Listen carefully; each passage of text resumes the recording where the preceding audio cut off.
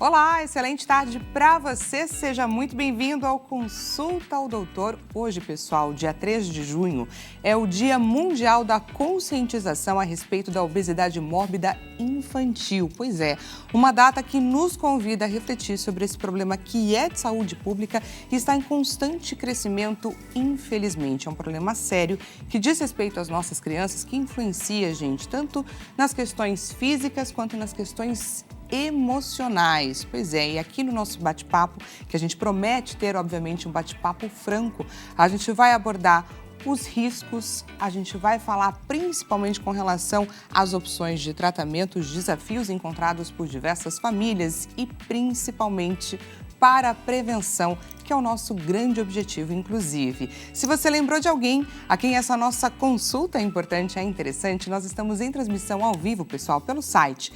www.hittv.com.br. Você já sabe o caminho, corre lá e compartilha o nosso link de transmissão com quem precisa receber esse tipo de informação. Também te convido, é claro, a você participar aqui do programa pelo 0 Operadora 11 3337 5886. Traz pra gente a sua dúvida, o seu relato. Caso você não queira se expor, você fique à vontade, apenas sinalize para a nossa produção que a gente vai tomar todo o cuidado, combinado? Também te convido a você participar da nossa enquete que acontece neste exato momento lá na rede vizinha, no @Consulta ao Doutor Hit TV, no nosso Instagram. Entra lá e participa, diretor, coloca para a gente a nossa enquete na tela. Vamos lá, na sua opinião, o que mais dificulta o controle de peso nas crianças hoje em dia? A falta de informação sobre alimentação de fato saudável, a falta de rotina e disciplina em casa, o excesso de telas e também o sedentarismo ou o medo dos papais, mamães irresponsáveis de impor aí limites para os filhos. Pois é, clica lá na alternativa que a gente vai desvendar o que é, de fato, o grande influenciador dessa questão daqui a pouquinho. Antes de mais nada, eu te lembro que hoje, pessoal, é terça-feira. É aquele dia que a gente deixa reservadinho na nossa semana para a gente entender a respeito dos diversos desafios que a gente tem como consumidores, como empresários e como funcionários. É o dia que a gente precisa, sim, do olhar de quem entende a respeito das nossas leis e das nossas regras. É o dia do quadro O Seu Direito. Agora, Seu Direito, com o advogado Leonardo Girundi.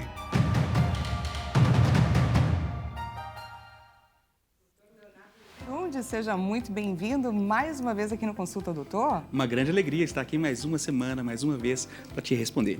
Tirando as dúvidas da nossa audiência, já vamos começar pela primeira dúvida do Carlos Henrique, de Recife, Pernambuco.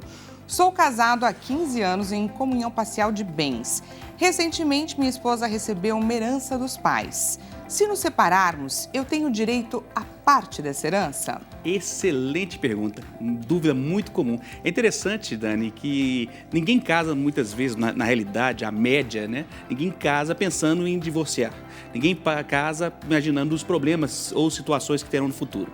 E é exatamente por isso que muitos não escolhem o seu regime de bens, ou regime de bens que será ali, que vai regular o seu casamento. Eu brinco sempre, meus alunos, que se fosse bom não chamava regime, né? Ixi, dia da obesidade, né? Tem um trocadilho aí de regime, mas tem regime todo e qualquer casamento, inclusive até a união estável tem um regime de bens. A união estável, por exemplo, é no regime de comunhão parcial, né, que é o regime oficial do Brasil. No passado, né, na década de 70, os nossos pais, por exemplo, tinham o regime oficial como regime de comunhão universal. E os três mais comuns têm o regime de comunhão universal, o de comunhão parcial e o de separação de bens. São os três mais comuns no direito brasileiro. Se você não sabe o seu regime e é casado, com certeza se casou no regime de comunhão parcial, que é o mais usado no Brasil, é o regime oficial do Brasil. E se você não falou nada, casou nesse regime. A grande diferença, o comunhão universal comunica-se todos os bens adquiridos antes, durante e até relativos à questão de heranças. Então, todos os bens adquiridos, independente de como vieram, são comunicados e são partilhados em caso de divórcio. O regime de comunhão parcial é parcialmente, né, como o próprio nome diz. Então, da data do casamento para frente, todos os bens que foram adquiridos, tudo que você recebeu e ganhou neste período, é dividido igualmente entre marido e esposa em caso de divórcio. E não entra, que é o caso da pergunta do nosso telespectador, a questão da herança, porque você recebe herança por ser filho, e essa data de filiação é anterior ao casamento. casamento. Então, todo o valor que você recebe de herança não se comunica, é só do herdeiro, no caso de regime de comunhão parcial. E no de separação total de bens, como também o nome nos indica, não se misturam os bens, não se comunicam, nem os anteriores ao casamento, nem os depois do casamento e nem da herança. Então, aqueles bens, no comunhão parcial de bens, que é o seu regime, não se comunicam. Então, se você tem uma casa antes, casou com essa casa, vendeu a casa custava 500 mil reais. Você vendeu essa casa de 500 mil reais durante o casamento e comprou uma casa de 1 milhão, se tiver divórcio, somente essa parte de 500 mil será partilhada entre você e a esposa. 500 mil já é seu, e os outros 500 mil fica 250 mil para você e 250 mil para a esposa. Acho que deu para explicar e a turma entender direitinho. Explicadíssimo, Carlos Henrique. Muito obrigado por ter enviado para a gente a sua dúvida. Vamos para a próxima, doutor Leonardo. Vamos lá. Roberto Silva, de Goiânia, Goiás. Seja muito bem-vindo, viu, Roberto? Meu avô faleceu e deixou um testamento, mas alguns parentes não concordam com ele. É possível anular um testamento? Quais são os motivos que podem levar, de fato, à anulação? Interessante, porque quando a gente começa a ouvir a pergunta, ela vai no sentido de a pessoa não concordar. Normalmente, as pessoas não concordam com o testamento. Eu desconheço, eu tenho talvez aí centenas de ações que tratam desse aspecto específico de testamento e é difícil que a família toda concorde. Testamento é a declaração de última vontade. Então, são as declarações daquela pessoa que está deixando os bens. Dificilmente, você muitas vezes está casado há 30 anos com a sua esposa e vocês nem sempre concordam em tudo. Imagina alguém deixar alguma coisa escrita dos seus bens ali, a divisão dos bens, dificilmente todos vão concordar. E não concordar não é um motivo para anular testamento. Tá? O objetivo do testamento é agradar o falecido, é aquele que fez a declaração, das suas declarações de últimas vontades, é a vontade dele. Então, é ele que está sendo satisfeito e não aos demais, ok? Então, o primeiro aspecto é isso. Mas existem regras claras no Brasil. Dentre elas, por exemplo, que é o maior motivo de anulação de casamento, de testamento, é que somente pode ser testado 50% dos bens. Então, se a pessoa tem lá 2 casas e a soma desses 2 valores dá ali 1 milhão de reais, ele só pode deixar em testamento 500 mil reais, ok? E ele pode testar para quem ele quiser. Tá? Os outros 500 mil reais ou 50% obrigatoriamente tem que ficar para os seus herdeiros necessários, que hoje, inclusive, as esposas são herdeiras necessárias, esposas e esposos. Por que eu falo hoje? Porque existe um projeto de alteração do nosso Código Civil e nesse projeto que está lá no Senado, tramitando desde janeiro, tira a esposa de herdeira. E aí, nesse caso específico, por exemplo, ela não receberia. Então, só para vocês terem a noção do que significa isso. Outro motivo muito comum de anulação é que a pessoa fez o testamento induzida. Por exemplo, a pessoa era muito idosa, não estava bem das suas faculdades mentais, e ela foi induzida pelo aquele que ia ser beneficiado, e aí você tem como provar isso através de exames e ver a vida, o histórico ali daquele paciente, daquela pessoa, se ela tinha condição ou não de fazer o testamento, ok? Esses são os motivos. Então, se não forem seguidas as regras, que são formais, o testamento pode ser anulado, mas vontade ou agradar as pessoas não é um motivo para anulação. Esse não é o objetivo e nem o foco, doutor Leonardo, mais uma vez, Exatamente. muito obrigada. E para quem quiser aí fazer como o Roberto Silva ou o Carlos Henrique, ter a sua pergunta respondida na semana que vem, o caminho é muito simples, não é? Muito simples, só mandar o seu e-mail para nós, seudireito@hittv.com.br. O gostoso desse quadro é que eu venho aqui para responder a sua dúvida e a sua pergunta. Então você faz o quadro seu para você. Que bacana. Mais uma vez, muito obrigado, uma excelente semana aí para você e semana que vem estaremos juntos novamente. Muito bom, Deus abençoe. Até mais. Uma ótima semana. Tchau. Até mais. E agora, pessoal, então, para a gente falar a respeito do Dia Mundial da Conscientização da Obesidade Mórbida Infantil, vamos conhecer um pouco a respeito das 2 convidadas que nós temos aqui hoje para esse bate-papo franco e objetivo. Na nossa tela. Vamos lá, doutora Ayana Herber Schmidt, gastrocirurgiã. Com 13 anos de profissão, ela sempre soube que seria cirurgiã. Viveu obesidade na infância e operou a própria mãe. Olha que interessante, experiências que moldaram o seu olhar humano e também empático. Define-se como cirurgia do corpo e da alma, por acreditar na transformação profunda que o emagrecimento proporciona. Seu maior desafio é mostrar que a obesidade é uma doença séria e precisa de cuidado contínuo. E agora a gente vai conhecer a respeito da Renata Castro, pediatra. Desde os 10 anos já dizia que seria médica, sempre movida pelo propósito de cuidar. Durante a faculdade encontrou na pediatria a sua verdadeira paixão e desde então dedica-se à arte de cuidar das crianças e também das suas famílias. Reconhece que os desafios da medicina, especialmente da pediatria, são muitos, mas acredita que o maior deles é também o mais nobre: a imensa responsabilidade de zelar pelo bem mais precioso de uma família, que são os seus filhos. Sejam muito bem-vindas, doutoras. Obrigada, Dani. É um fato, não é, doutora Renata? Sim, você zelar pelo filho do outro é de uma humanidade genuína, não é? É. Eu tenho essa grande oportunidade, né, que é de poder interagir com a família e aí cuidar da criança. E você, às vezes, cuidando da criança, você consegue mudar e ser um exemplo ali para a saúde da família toda, né? E eu tenho certeza que muitas vezes você foi cuidar da criança e acabou cuidando do papai, da mamãe, do responsável, não é? Sim, isso acontece muito, principalmente das mães, às vezes, ali no puerpério, quando aquele neném acabou de nascer, que ela também está fragilizada, mais vulnerável e aprendendo, né, a ser mãe, porque a mãe nasce ali junto com a criança, né?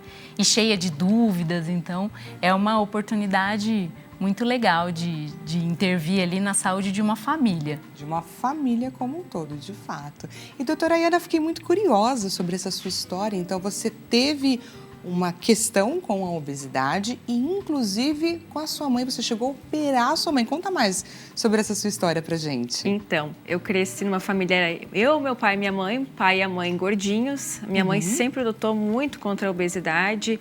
Ela não era obesa mórbida quando eu era criança, mas sempre ali no sobrepeso, indo para a obesidade. E os hábitos da família eram assim: todos os dias tinha sobremesa em casa. Todas as tardes tinha um bolinho. Na escola, eu tinha conta liberada na cantina. Não era só uma questão hereditária, genética? Não. É isso. A questão hereditária, ela é realmente muito importante, mas o meio que faz acontecer. Olha só. Então, eu até os 11 anos, eu fui uma criança gordinha, era bonitinha, aquela criança bonitinha no início, sabe? A gente tem, inclusive, imagens, né? Eu vou pedir para a produção colocar essas imagens, João Capellini, coloca essas imagens pra gente. No início, essa aí foi o auge. Foi com 11 anos quando a minha mãe resolveu, não, vou mudar aqui em casa. Todo mundo vai entrar na dieta. Ela procurou um endocrinologista, ela começou a fazer uma dieta. Você lembra quantos quilos, mais ou menos, você pesava nessa fase? E aí eu acho que eu tinha mais peso do que eu tenho hoje. Tá, e você tinha 11 anos de idade. Eu devia ter aí uns 57 quilos. Olha aí a gordinha da escola, tá vendo ali? Então, assim, a minha mãe resolveu fazer essa dieta. Procurou o médico e toda a família entrou. Meu pai, eu e ela, mudou. Não teve mais doce em casa. Acabou aquela conta na cantina e a gente começou a caminhar todos os dias. 1 hora por dia, no mínimo, a gente caminhava os 3 no bairro. E eu comecei a emagrecer. E foi nesse período aí também que eu entrei na puberdade. Então, eu dei aquele estirão e eu fiquei muito magrinha. Minha mãe emagreceu, meu pai emagreceu e foi bem naquela período de férias. Quando eu voltei para a escola, foi da 7ª para a 8ª série.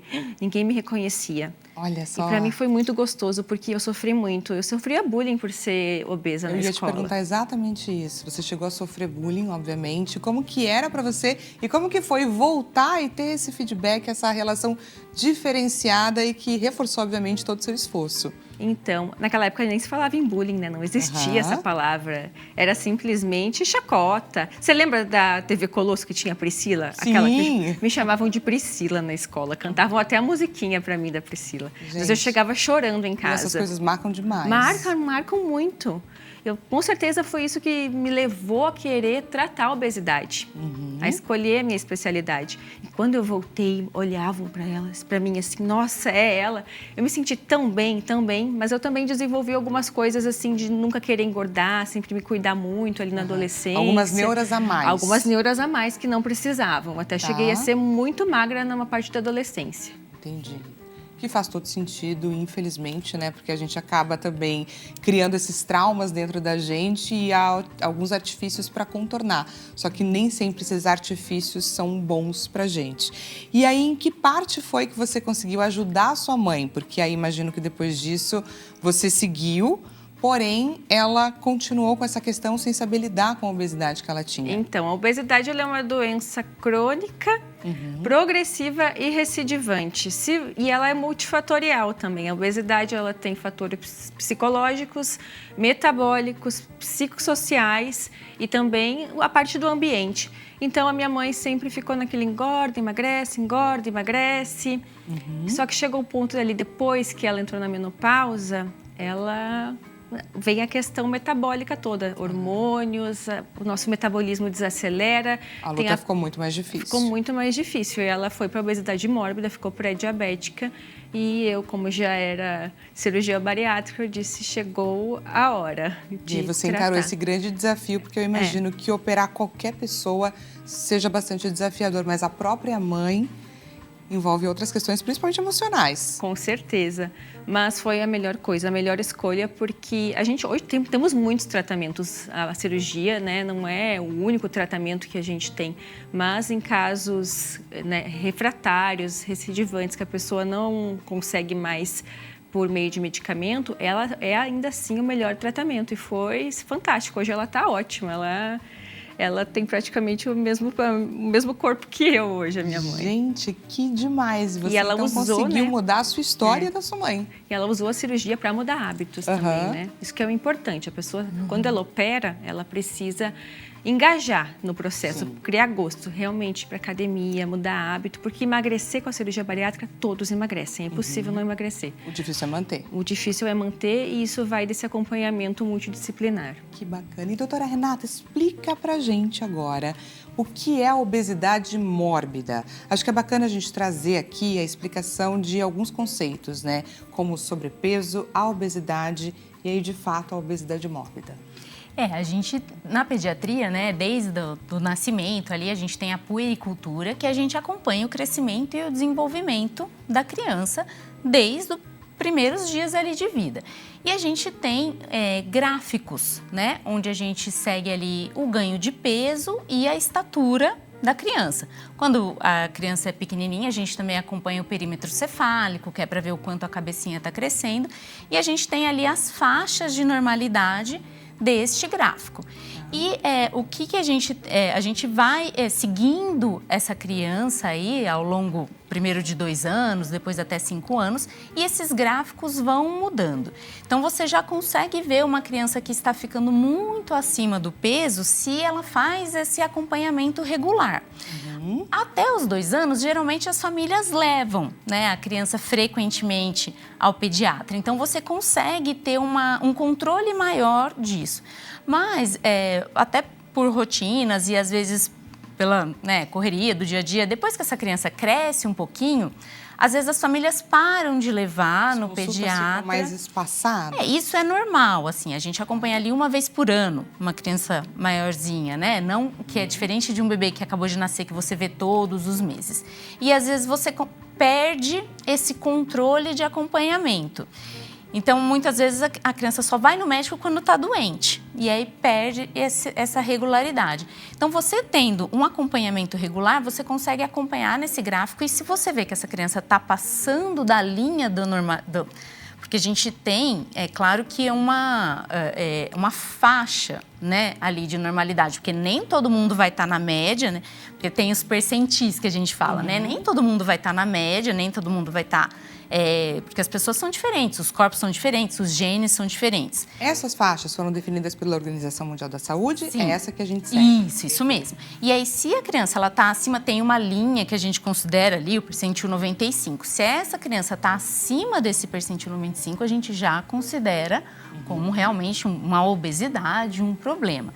E na pediatria, e até na saúde como um todo, assim, é muito mais fácil você prevenir a obesidade do que você tratar. Porque como, né, a doutora já falou aqui, é uma questão multifatorial que precisa de um acompanhamento especializado e o organismo, depois que ele já tem um excesso de peso, ele fica até resistente mesmo ao emagrecimento. A gente tem alterações até cerebrais, que hoje a gente consegue ver em ressonância funcional, de vontade de comer, que no obeso é maior. Então, a gente às vezes... Isso. Então, são alterações realmente cerebrais. A gente, às vezes, o ser humano julga muito, né? Mas a gente precisa entender que o corpo é diferente e as reações do organismo são diferentes e até mesmo cerebrais, de saciedade. Elas têm mais dificuldade de se sentir satisfeitos e a vontade pela comida é maior do que de uma pessoa que tem um peso ali dentro da faixa de normalidade. Olha só, gente, por onde caminha tudo isso. E muito se fala que a obesidade infantil tem crescido nos últimos anos. Sim. Vocês associam isso ao quê? Olha, hoje a gente vive num ambiente obesogênico, né? A gente consegue falar que o ambiente é até esperado que as pessoas tenham um excesso de peso pelo ambiente que a gente está. E eu estava até comentando antes do programa aqui com a doutora Aya, né, que a gente, tem alguns artigos interessantes que mostram uma tendência a um aumento de peso generalizado na população a partir da década ali de 70, 80. E isso vai muito junto com a indústria alimentícia, exatamente. Então, a gente tem um excesso de alimentos industrializados que são hiperpalatáveis, muito açucarados, então com uma oferta de energia muito maior, com às vezes porções pequenas nessa oferta de energia muito maior, e também um aumento do tamanho das porções. E a gente vê muito isso hoje, você compra uma pipoca desse tamanho no cinema, né? São porções muito grandes, com direito a refil. Então, isso induz a pessoa, a criança, a comer mais. E isso acontece até com a gente, né? Em diversos restaurantes, a gente vai pedir um prato. O prato é o mesmo para homens, para mulheres, para quem come mais, para quem come menos, enfim. Exceto, obviamente, quando você vai no por quilo, que você pega a sua porção. Mas se isso acontece entre a gente, imagina com as crianças, não é? Com relação ao sedentarismo, você acha que as crianças estão menos ativas também? Com certeza. É um fato? É um fato. Justifica? Com certeza. O uso de telas, né? Hoje a gente tem crianças que passam, às vezes, 6, 8, 10 horas. Eu cheguei a atender uma criança de 2 anos que ficava 13 horas na frente da tela. Então, é um absurdo, assim.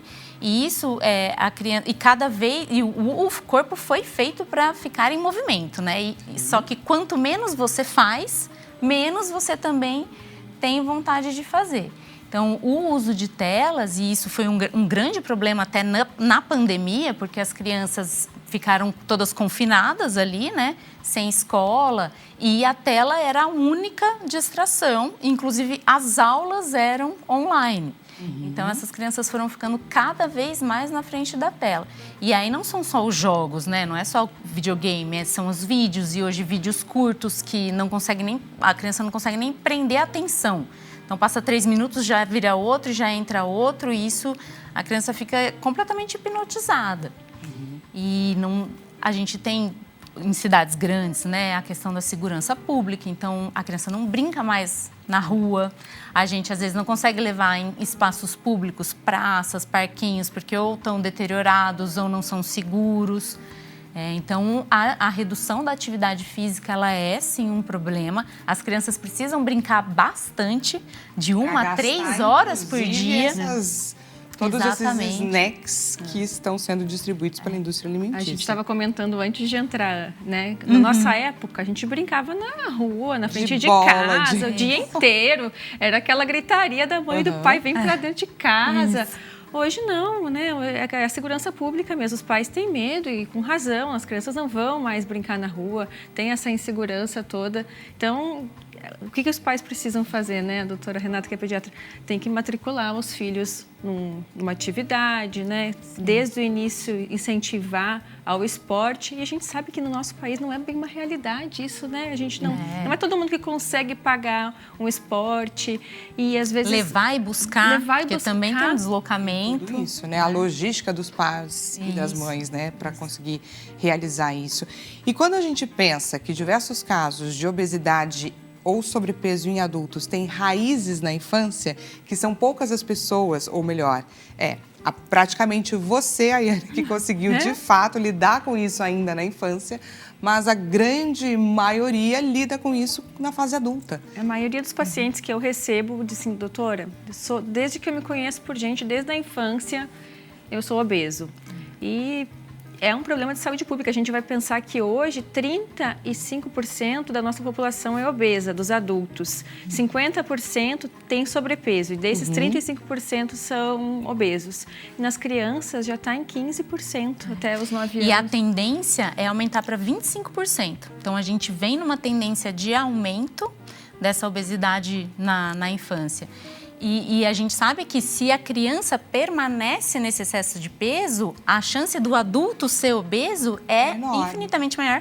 E assim, a partir do momento que essa idade vai aumentando, então se o adolescente ele continua obeso, o risco chega a 70%, acho que é 77%, se até os 18 anos o adolescente mantém esse excesso de peso, de ser um adulto obeso. Então, é na infância que a gente precisa agir mesmo. E o mais importante é a prevenção, porque o tratamento da obesidade, ele realmente é muito difícil. É um caminho difícil. Porque a nossa célula, infelizmente, ela está programada para retornar ao peso máximo, não está programada para retornar ao peso mínimo. Então, é uma doença metabólica também. Isso. E a gente sabe, né, que às vezes o obeso, ele não vai conseguir passar de um determinado peso, ele perde um tanto, né?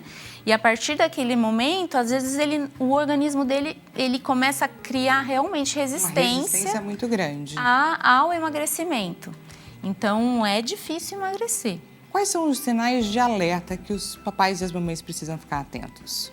Acho que isso é muito importante, você realmente fazer um acompanhamento desse peso e desse desenvolvimento, porque é o peso e a altura, a gente tem que ver se essa criança está crescendo adequadamente. Hoje a gente tem tratamento para baixa estatura, porque às vezes a criança está até num peso que poderia ser considerado normal, mas a estatura dela está abaixo. Então a gente precisa ter esse segmento regular, né, com o pediatra. E a doença cardiovascular, ela já se instala na infância. Então, na infância? Na infância. A gente já tem evidência de formação de placa de arteriosclerose nas artérias das crianças a partir de 2 anos de idade. Então, é bem precoce mesmo. Então, a gente precisa atuar logo no começo. E existe, os artigos, né, os estudos mostram que a criança, ela vai ali bem, nessa fase da introdução alimentar, vai super bem. E quando ele começa a ganhar peso, é quando ele vai para os ambientes públicos. Então, assim, vai para a escola. Então, você consegue segurar... Com os amiguinhos. Isso. E aí, ele começa a ter acesso, às vezes, a alimentos que ele não tinha. E padrão alimentar de outras crianças. Então, às vezes, às vezes o amiguinho não, ele comia super bem. Isso aconteceu até uma experiência pessoal. Isso aconteceu muito com o meu filho. Ele tinha um coleguinha na escola que falava assim: "Ai, verde, eca". E meu filho, que comia brócolis sem sal, não queria mais comer, a ir pra casa e porque falava exatamente eca. a mesma coisa, verde, eca. Então, a escola, ela também é um ambiente que precisa combater a obesidade e promover uma alimentação saudável, porque a escola, hoje em dia, as crianças passam 12 horas na escola, eles vão comer lá. É onde aquele serzinho também é formado, não é só no ambiente familiar. E se só tem coxinha e donuts, não adianta não o dá. esforço dos pais. Exatamente. E mesmo as crianças que levam lanche, se tem uma criança que leva uma maçã e a outra criança leva uma bolacha recheada, fica difícil para a criança que vai comer a maçã.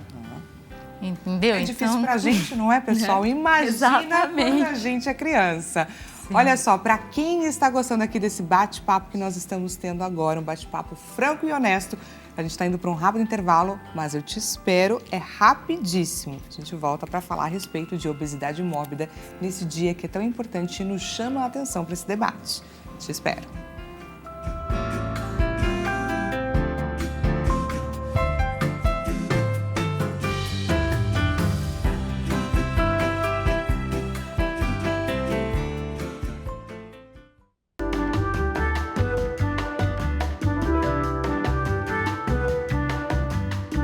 Bem-vindo mais uma vez. Consulta ao Doutor está de volta. Caso você tenha acabado de chegar ao bate-papo hoje, 3 de junho, embarcamos no Dia Mundial da Conscientização a respeito da obesidade mórbida infantil. Estamos falando aqui sobre os riscos. Daqui a pouco a gente vai falar sobre as comorbidades que estão associadas a essa condição e, principalmente, gente, forma de tratamento e prevenção também. Se você lembrou de alguém a quem esse nosso bate-papo é importante, é interessante, queremos chegar a quem precisa dessa informação. Portanto, compartilhe o nosso link de transmissão.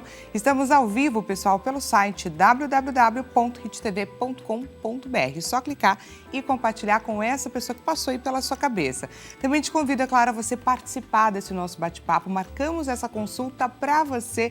Faça uso do seu espaço, combinado? Pelo 0 Operadora 11 3337 5886. Traz pra gente a sua dúvida, o seu relato. Tá preocupado com o seu filho, seu sobrinho, seu neto? Enfim, caso você também não queira se identificar, fique à vontade. Basta sinalizar para nossa produção que a gente vai tomar todo cuidado. Combinado? E estamos também, gente, com uma enquete acontecendo neste exato momento lá no nosso Instagram, no @consulta ao Dr. HitTV. Diretor, coloca pra gente a nossa enquete na tela. Então vamos lá, na sua opinião, o que mais dificulta o controle de peso em crianças hoje em dia? A falta de informação sobre a alimentação que é de fato saudável, a falta de rotina e disciplina em casa também, o excesso de telas e sedentarismo ou o medo dos pais de impor limites aos filhos. Clica lá na alternativa que a gente vai falar sobre esse tema mais pro final aqui, é claro, do nosso bate-papo. Para você que chegou agora, te apresento a doutora Ayana Herbert Schmidt, que é gastrocirurgiã, e também a doutora Renata Castro, que é pediatra, estão aqui compartilhando com a gente todo o seu conhecimento. Mais uma vez, obrigada por estarem aqui, viu, gente? Obrigada pela oportunidade. Pelo convite. E olha, dando continuidade aqui no nosso bate-papo, a gente estava aqui falando um pouco sobre os desafios a respeito da obesidade, das crianças que estão, obviamente, com sobrepeso também e com relação à obesidade mórbida. E quando a gente fala sobre todas essas questões, por que é tão importante a redução do peso? Não é só uma questão estética, gente, porque diversas comorbidades estão associadas.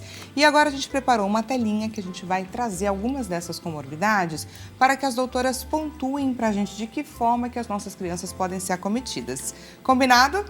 Então, na nossa tela. Então, nós temos, por exemplo, diabetes tipo 2. Doutora Renata, fala pra gente um pouquinho sobre essa condição que pode vir a acometer uma criança acima do peso. É uma condição que altera, né, realmente o metabolismo ali da insulina, do controle dessa glicemia e que tem vários prejuízos para a criança. Ela pode levar a alterações ali, se não cuidado, né, se não for controlado, a gente pode evoluir com alterações de visão, alterações de circulação, até alterações neurológicas no sentido das terminações nervosas, né? A criança pode ter mais uma diminuição de sensibilidade, pode fazer mais machucados, pode ter um risco aumentado até mesmo de aumenta doenças cardíacas também. É a diabetes, né? Ela tem várias consequências para a criança e para o adulto. Então, isso, se começar na infância, vai diminuir realmente a expectativa de vida de forma aí dessa considerável. criança, sim. Doutora Ayana, com relação à hipertensão, podemos ter crianças com hipertensão arterial? Podemos. E qual que é o grande prejuízo? A hipertensão arterial geralmente não é uma doença diagnosticada, né, nas crianças, porque é uma doença silenciosa, assim como no adulto. E muitas crianças não vão ao pediatra e também não tem essa pressão medida. E com o desenvolvimento da hipertensão tão precoce, tudo vai ser pior lá na frente, a longo prazo. Por quê? Doenças cardíacas, né? Insuficiência cardíaca, doenças vasculares, insuficiência renal. Isso aí é uma doença muito silenciosa, né? É tão ruim para o adulto, mas você imagina quando começa a desenvolver isso na infância. Não, se a gente leva em consideração, por exemplo, que as doenças cardiovasculares estão entre as consequências da obesidade, obviamente, mas a principal causa de morte no mundo, quando a gente pensa que uma criança pode estar sofrendo com essa condição, é muito preocupante. Então, eu costumo falar, qual que é as principais causas de morte hoje? Doenças cardiovasculares e câncer. E o que está mais implicado com essas doenças é a obesidade. A obesidade, então, ela é realmente uma grande causa de mortalidade. E tem que ser combatida desde a infância. Desde a infância. É dislipidemia, doutora? É isso também, né? Esse colesterol ali também não controlado, ele acaba acumulando nas artérias, nos órgãos. Então, a criança com um colesterol aumentado pode ter uma maior formação já de placas, né? nas artérias desde muito pequenininha, e isso pode ter consequências depois. E a gente pode ter acúmulo também de gordura no fígado, trazendo também ali uma doença do fígado por conta dessa obesidade, desse acúmulo de gordura. E aí, problemas ortopédicos, que estava ali na nossa telinha também. Com sobrecarga das articulações, né? A gente tem um corpo ali, o nosso esqueleto, as articulações, ele foi programado para lidar com aquela faixa ali de normalidade de peso. E se a gente está com um peso muito excessivo, isso realmente sobrecarrega joelho, quadril, o pé, o tornozelo. Então, e a criança às vezes tem dificuldade até de mobilidade, né? Por conta do excesso de peso. E isso é até também uma das coisas que traz um estigma para a criança mais gordinha, porque na escola você tem os esportes e atividade física, então ele já é uma criança com uma tendência ao sedentarismo. E quando ele começa a praticar uma atividade, às vezes as pessoas fazem bullying, e às vezes a gente valoriza só o que ele não consegue fazer e não o esforço que ele está fazendo ali por fazer uma atividade física, né? E aí isso inibe muito mais. Eu era sempre a última a ser escolhida nos times na educação física. Nossa, eu ficava, era o time assim, era a última a ser escolhida. Era a primeira da classe, mas assim, pro esporte era sempre, quando tinha futebol, vai ser a goleira, não conseguia correr. É muito complicado. É complicado. Queria saber um pouco de você com relação a todos os problemas psicológicos que podem afetar as nossas crianças, porque você tem, inclusive, essa vivência. Então, com relação à ansiedade, depressão, porque eu imagino, você acabou de trazer o seu relato com relação a estamos ali na aula de educação física, vão ser definidos os times e eu já sei que ninguém vai me escolher. Já dá aquela ansiedade, já dá aquela tristeza por dentro. A criança precisa de um tratamento psicológico desde o início. Ela precisa de psicoterapia, porque é uma doença multifatorial e multidisciplinar. Você precisa levar... Ela vai ser tratada com dieta, obviamente, mas ela precisa desse suporte. Porque hoje a gente sabe que as crianças estão até mais cruéis, né? A questão do bullying hoje, o que a gente tem da incidência até de suicídio entre crianças, ou adolescentes, então tem que ser levado a sério. Os pais precisam procurar ajuda. Quando eles identificam que a criança está sofrendo em casa com algum abuso pelo peso, tem que ir lá. Vai tratar o peso, claro, vai levar no médico, vai levar um nutricionista, mas não pode esquecer da parte da saúde mental. Precisa levar essa criança a um psicólogo, fazer psicoterapia para não chegar nesse ponto que hoje, infelizmente, a gente tem vivenciado bastante. A gente tem até uma pesquisa que fala de qualidade de vida, né? E que a qualidade de vida das crianças obesas, ela é semelhante, né, à qualidade de vida de crianças com câncer. Então, para a gente ter uma ideia, é tão impactante quando você fala, nossa, mas está comparando um gordinho com uma criança que tem câncer. Não, mas a criança com obesidade, a qualidade de vida dela é muito ruim. Então, realmente, ela é equiparada a uma criança com câncer. Então, é muito grave. A gente não pode minimizar os efeitos da obesidade na infância e assim, não, espera crescer que emagrece. Antigamente tinha muito essa mentalidade de, quando entrar na adolescência, emagrece. Mas não pode ser levado dessa forma. Precisa ser já tratado com um olhar atento e, assim, multidisciplinar, porque só o médico não consegue e precisa ter uma transformação familiar, que foi até o que aconteceu com a Ayana, né?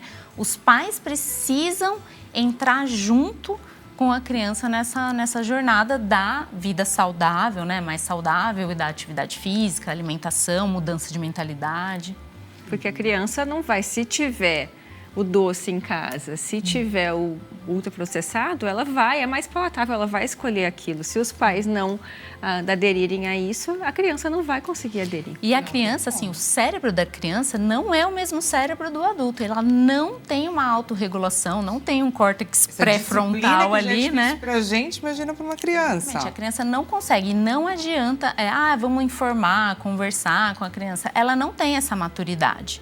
Então, a responsabilidade não é da criança. É claro que a criança vai estar junto ali no tratamento, você tem que abordar e conversar, mas também isso tem que ser feito de uma forma muito respeitosa, porque tem criança que sai pior da consulta do que chegou, porque é julgada. Não tinha consciência e daquela realidade, de fato. E não só isso, assim, a criança, ela não é culpa dela, né? Ela foi ali sendo, correndo ali no meio da avalanche, entendeu?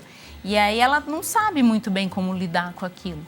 Quando a gente fala sobre esse tratamento que é multidisciplinar, de quais especialidades, quais profissionais que devem estar envolvidos em todo esse processo? A gente, principalmente, psicoterapia, psicólogo é essencial nesse tratamento, porque a criança precisa entender que aquilo é uma doença e a gente precisa entender quais são as demandas dela também, né? Como ela se sente, a criança precisa ser entendida e precisa ser acolhida. Tá? Um endocrinologista pediátrico ou um pediatra mesmo, né? Porque a gente está também numa sociedade que nem é todo mundo que tem acesso aos subespecialistas. Então, o pediatra, estou falando isso em saúde pública mesmo, o pediatra mesmo do posto de saúde, ele pode guiar esse tratamento, né? Quando a gente não tem acesso à subespecialidade. E também educador físico seria ótimo se tivesse, né? Mas a gente também não está nessa realidade. Mas então, essa criança ser colocada numa atividade física. Nutricionista é muito importante, tá? A gente vê mais a coisa do acesso, né? Mais essa questão do acesso. Se não tiver, então que o pediatra, né, faça esse planejamento alimentar. Mas se tiver acesso ao nutricionista, esse é o cenário ideal. Acho que é isso mesmo que a doutora Aya falou. É o pediatra, o nutricionista, é o educador físico, psicólogo, às vezes um terapeuta ocupacional que vai ajudar um pouco ali na organização da rotina. E aí, nos casos que realmente as medidas clínicas não estejam sendo resolutivas, aí encaminhar para um tratamento cirúrgico, né? Onde você já não está vendo mais uma efetividade do outro segmento. Quando que a cirurgia bariátrica é considerada? Então, recentemente, faz umas 2 semanas, o CFM mudou as regras para a realização de cirurgia bariátrica em adolescentes. Antes, a gente poderia fazer em adolescentes a partir dos 16 anos, com comorbidades, né? E agora a gente pode fazer com adolescentes a partir dos 14 anos, né? Mas ele tem que estar com a obesidade mórbida, que seria o índice de massa corporal acima de 40, tá? E tem que ter autorização dos pais, tem que também ter a idade óssea completa, né? Precisa passar pela avaliação do pediatra, o laudo do pediatra, e quando todos os tratamentos clínicos foram esgotados. E como que funciona todo esse processo? E aí eu te pergunto, inclusive, com relação aos pais. Existe muita dificuldade para que eles também saibam conduzir esse processo com as crianças? Olha, na minha experiência clínica, eu operei adolescentes já de 16 anos, mas geralmente que os pais também já passaram por processo cirúrgico, que já vem de um ambiente obesogênico, aquela clínica de obesidade que vem de genética, de ambiente. Então, os pais engordaram juntos, os dois operaram, a criança cresceu nesse ambiente, ficou obesa, não conseguiu emagrecer e vem para mim para operar. Então, tem que ter um ambiente em que os pais estejam realmente alinhados, né? Porque a criança, 16 anos é uma criança, vai se submeter a uma dieta líquida, sabe direito o que vai acontecer. Então é um preparo muito importante, vai fazer uma dieta líquida pós-bariátrica, aqueles primeiros dias, depois reaprender a comer. Então, os pais têm que estar preparados para isso também, não é simplesmente operar. E fica realmente reservado para esses casos refratários ao tratamento clínico. E é, sim, de uma suma importância, porque você imagina, você ter 16 anos, agora 14, você pesar 150, 160 quilos, você não conseguir vestir uma roupa, você não conseguir fazer uma atividade física, porque você acha que é muito fácil. Vai emagrecer, faz uma dieta, vai para academia. As pessoas sentem dores. É uma sobrecarga no esqueleto. As pessoas sentem dor ao tentar fazer uma atividade. Se lesionam também, né? Tem lesão de pele até, né? Porque por conta das dobras, às vezes não consegue, nem fica assado. E aí vai suar fazendo uma atividade física num corpo que já não está já está com lesões de pele. E essa questão também começam a não querer namorar, né? Ali nos 14, 16 anos, daí começa a ter aquela... Eles são excluídos, né? É uma idade tão bonita, né? De tantas descobertas. Então, precisa tratar, não pode... Você precisa levar o seu filho ao médico. Não deixe que ele passe essa fase da adolescência lutando contra a obesidade. Leve seu filho. Sozinho, ele precisa, né? Porque ele precisa de ajuda. Antes de trazer o resultado da nossa enquete, eu gostaria de trazer uma pergunta aqui de uma telespectadora. Sou Patrícia de Campo Grande. Existe alguma recomendação de atividade física específica para crianças obesas? Ou qualquer exercício já ajuda? Você estava, inclusive, trazendo essa questão do quanto dói, o quanto machuca. Eu acho que aí a criança tem que fazer... Inicialmente, o que ela se sente confortável, é claro que a gente não vai colocar uma criança obesa que não tem nenhum condicionamento físico para correr uma maratona, fazer um crossfit. Eu acho que isso tem que ser avaliado, né, com o pediatra, até junto com um educador físico, ver o que a criança consegue fazer dentro ali das possibilidades, né, que não vá machucar e desestimular ainda mais. Então, a gente pode começar com, às vezes, caminhada, andar de bicicleta, né, atividades um pouco mais leves, mas hoje a gente precisa combinar atividades, né? Então, tanto atividade aeróbica quanto atividade de resistência, porque essas crianças, elas precisam ganhar massa magra também, porque às vezes a massa magra é muito pouco, e aí o metabolismo é muito baixo até por conta disso. Então, tem que ser uma combinação que vai começar e vai ser aumentando essa intensidade gradualmente, com o condicionamento físico. Então, precisa ser uma atividade também ali supervisionada. Idealmente, é bom ter um profissional de educação física ali junto, pelo menos no começo, para a criança aprender até a fazer o movimento. Porque, às vezes, a criança nem sabe, né? Nunca participou do esporte, sempre fugia da educação física e ia ficar, às vezes, na biblioteca, né? Que a gente vê, às vezes, isso. Então, inicialmente, acho que é bom ser acompanhado, mas sempre misturando ali uma atividade aeróbica com uma atividade de resistência, que é para, né, a musculação ou que tem um pouquinho de resistência, para melhorar a composição corporal dessa criança. E esse início, obviamente, é cheio de desafios, por isso a importância de ter o acompanhamento. De repente, depois de um tempo, ele vai até entendendo por onde ele deve caminhar e aí construindo todo o restante de forma mais autônoma. Sim, e aí a criança vai se sentindo mais segura também. Então, aí ele já fica mais seguro para entrar num esporte. Às vezes, agora eu já estou me sentindo melhor para entrar, às vezes, no futebol ou numa natação. Porque, vai fazer natação porque é mais tranquilo, assim. Mas a criança daí vai colocar aquele gordinho de sunga. Ou a menininha de maiô. Às vezes, ela não quer colocar. Pode ser pior. E ele se sente mal, não quer colocar. Então, acho que não dá para a gente obrigar. Tem que ver junto ali com a criança uma atividade e sempre incentivar. Fazer em família, né? Até que foi o seu caso. E os pais falam, então a gente vai fazer uma caminhada. Vamos começar com uma caminhada 3 vezes na semana. E aí vai progredindo. Maravilha. Vamos conferir, pessoal, o resultado da nossa enquete? Resultado na tela. Então, a gente perguntou, na sua opinião, o que mais dificulta o controle de peso nas crianças? Hoje, a alternativa mais votada, com 54%, excesso de telas e sedentarismo. Mas quero também chamar a atenção para os 24% logo abaixo, que é o medo dos pais de impor limites aos filhos. E gostaria das considerações de vocês a respeito dessa enquete aqui, do resultado que tivemos. Doutora Iana. Eu acho que todos os fatores contribuem, né? Mas hoje, porque eu acho que por que ganhou ali do sedentarismo e as telas? Porque hoje a gente está vendo realmente essas crianças fissuradas em telas o tempo inteiro. E é na escola, né? Hoje em dia as escolas também estão todas em telas. A gente já nem vê mais criança com livro na mão. Então, acho que é por isso que venceu. Mas essa questão do medo dos pais também, acho que os pais também não sabem lidar muito mais com o não. Às vezes está a gôndola do supermercado. De querer agradar. Você está indo para o caixa. A criança vai fazer uma birra, quer aquele doce que o pai dá.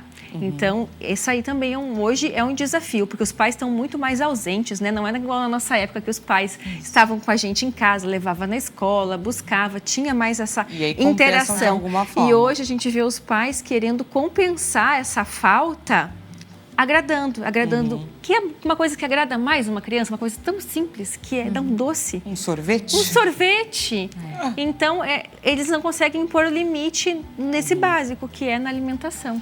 A falta também, eu acho que das refeições em família, porque isso é comprovadamente um fator protetor até para a obesidade, de você ter pelo menos 1, 2 refeições em família, só que hoje em dia... A familiar é extremamente importante. Doutoras, eu queria demais agradecer a presença de vocês nesse bate-papo. Espero que vocês aí do outro lado da telinha também tenham gostado dessa nossa conversa. Aproveita, é claro, para deixar os contatos das nossas doutoras.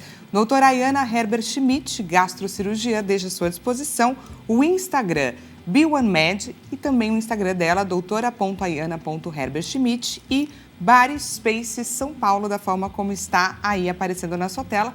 E a doutora Renata Castro, pediatra, doutora Renata GN Castro, Instagram à sua disposição, Clínica PBSF e também Ela Saúde. São esses 3 contatos por onde você pode acessar a doutora Renata. Mais uma vez, muito obrigada, pela presença de vocês. Uma excelente tarde para você e a gente volta a se encontrar amanhã nesse mesmo horário, 16 horas. Até mais. Espero que você tenha gostado do nosso bate-papo.